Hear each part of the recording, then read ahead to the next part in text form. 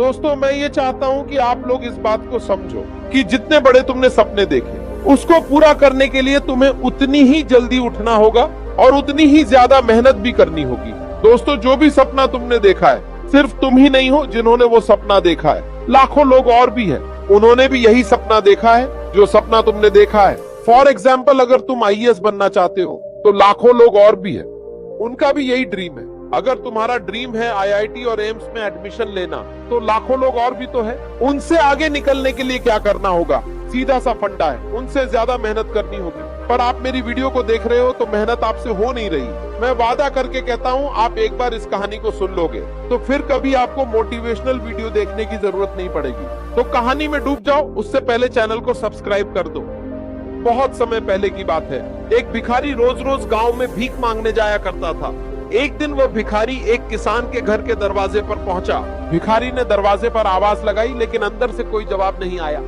दरवाजा थोड़ा खुला था, इसलिए उसने अंदर झांककर देखने की कोशिश की कि कोई घर पर है या नहीं। अंदर का नजारा देखकर वह कुछ देर रुक गया। उसने देखा कि किसान और उसका पूरा परिवार एक साथ बैठा है। किसान के बच्चे अपने पिता के पास खेल रहे हैं और सब मिलकर बातें कर रहे हैं। घर का माहौल बड़ा ही सुखद और हंसी खुशी से भरा हुआ था। भिखारी को लगा कि शायद किसी ने उसकी आवाज सुनी ही नहीं, इसलिए उसने दूसरी बार फिर से आवाज लगाई। इस बार किसान की पत्नी ने उसकी आवाज सुन ली। वह उठकर घर के अंदर से थोड़े अनाज लेकर बाहर आई और भिखारी के हाथ में रख दिए। भिखारी ने अनाज लिया और वहां से आगे बढ़ गया, लेकिन चलते चलते उसका मन उसी किसान के परिवार में अटका रहा। वह सोचने लगा, कितना खुशहाल परिवार है, सब साथ बैठकर हंसते बोलते हैं। बच्चों का अपने पिता के साथ खेलना कितना अच्छा लग रहा था। काश मेरा भी ऐसा परिवार होता तो मेरी जिंदगी भी कितनी बदल जाती। किसान का परिवार तो हंसते खेलते हुए बड़ा खुश दिखाई दे रहा था, लेकिन उस भिखारी का मन भारी हो गया। चलते चलते वह सोचने लगा, एक मैं हूँ जिसे दिन भर गांव गांव घूमकर भीख मांगनी पड़ती है। किसी घर से 2 मुट्ठी अनाज मिलता है तो किसी घर से खाली हाथ लौटना पड़ता है। इतना सब करने के बाद भी जब मैं अपने छोटे से झोपड़े में लौटता हूँ तो खुद ही अपना खाना बनाना पड़ता है। कोई पूछने वाला नहीं, कोई साथ देने वाला नहीं। जिंदगी कितनी कठिन है मेरी। ये सोचते सोचते भिखारी अपने रास्ते पर आगे बढ़ गया। उधर किसान के घर का दृश्य कुछ और ही था।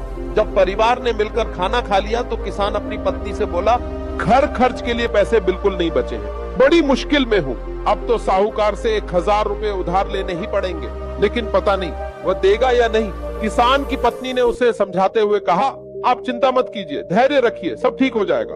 मुझे पूरा भरोसा है कि साहूकार पैसे दे देगा। पत्नी की बात सुनकर किसान अगले दिन गांव के सेठ के पास गया। उस सेठ की कपड़े की बड़ी दुकान थी और वह गांव के लोगों को ब्याज पर पैसे भी दिया करता था। किसान ने जाकर सेठ से कहा कि उसे 1000 रुपए उधार चाहिए। सेठ ने थोड़ी देर सोचा, फिर उसे पैसे देने लगा।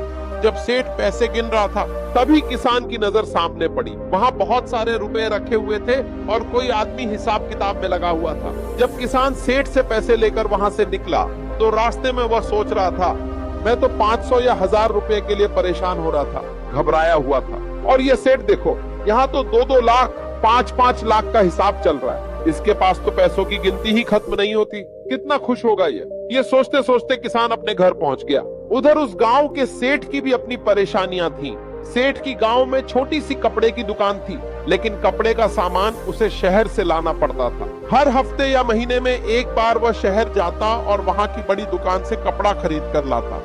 अगले ही दिन गांव का सेठ शहर पहुंचा। वहां उसकी मुलाकात शहर के बड़े सेठ से हुई।